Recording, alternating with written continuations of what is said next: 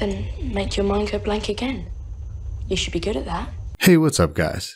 This video is going to have major spoilers for Season 1 and the story as a whole. So please don't let me ruin this beautifully written story for you if you've not read it yet.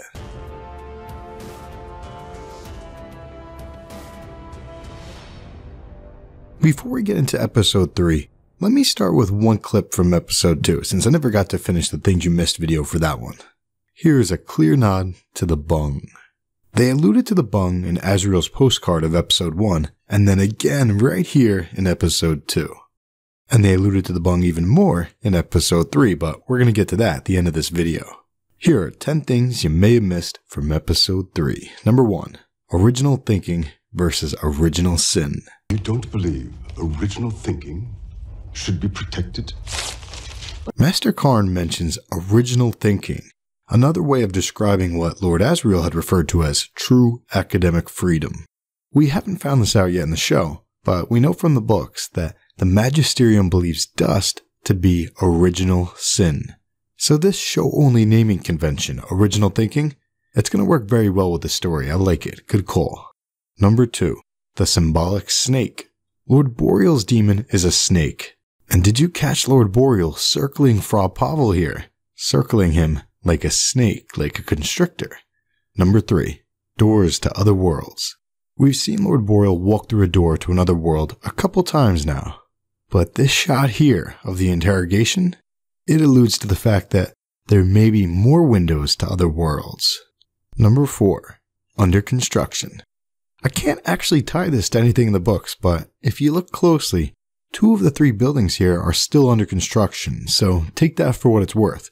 We may be back here soon with Thomas again. It seems as if his operations are expanding. Speaking of construction, number 5. Cedarwood. How was Lyra able to hide from the senses of the dog demon? Here's a little fun fact from the books. In the books, they say it's because this wall here is made out of cedarwood, and cedarwood had a soporific effect on demons. Number 6. Mrs. Coulter's tear. Mrs. Coulter freaked out at the end of this scene here. She tends to do that.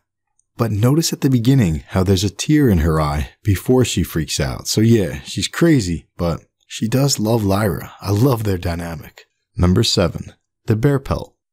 Notice how Ma Costa is grabbing onto her son Billy's shirt here, and Mrs. Coulter does something pretty similar to the bear pelt blanket here. Both of them are thinking about their children, Billy and Lyra. But it's also a sign of what's to come in episode 4, episode 5, and beyond. Yorick Bjornsson and the Panzerbjorn, the Bears of the North. Armored bear. Yorick Bjornsson. I'm ready to fight. Number 8. The Subtle Knife. Book 2 is called The Subtle Knife, referring to a very special knife that a boy named Will is able to use to cut windows into other worlds. Benjamin Dave Reuter gave Tony a knife to cut his way into the locked study, a clear nod to the subtle knife, and the coolest part is that this scene happened in the episode 3, where we get our first look at Will Parry, the wielder of the subtle knife. Alright, here's the big one, major spoilers. Number 9. Mrs. Coulter's fall. In episode 3, we see Mrs. Coulter teetering on the edge. It's symbolic in several ways. She's got her duty to the church versus her daughter. But book readers know that the symbolism here is much bigger. Tony almost fell into the abyss here, and later, Benjamin did fall into the abyss.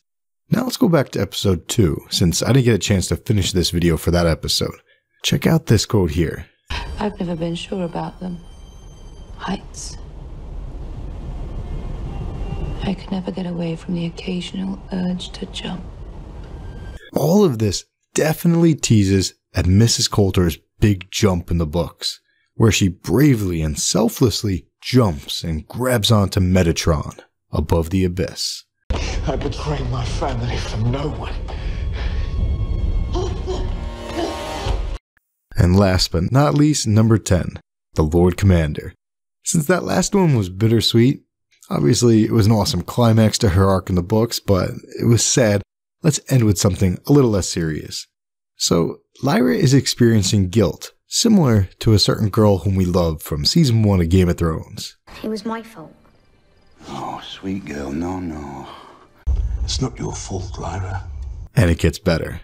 Father Quorum's line to Lyra resembles Yoren's line to Arya. We go north. North, boy. We're going north. And of course, it's a nice nod to another character whom James Cosmo once played. We go north. Good old Lord Commander G.R. Mormon. It's Monday, so I'm pretty pumped. I get episode 4 tonight. Alright, I'll talk to you guys.